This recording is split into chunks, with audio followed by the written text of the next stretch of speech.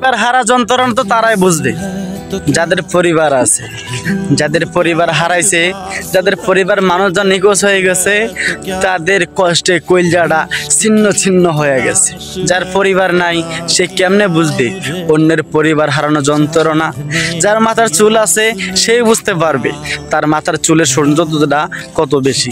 যার মুখের মধ্যে দাঁত আছে সেই বুঝতে পারবে দাঁত হারা যন্ত্রণাটা কত বেশি।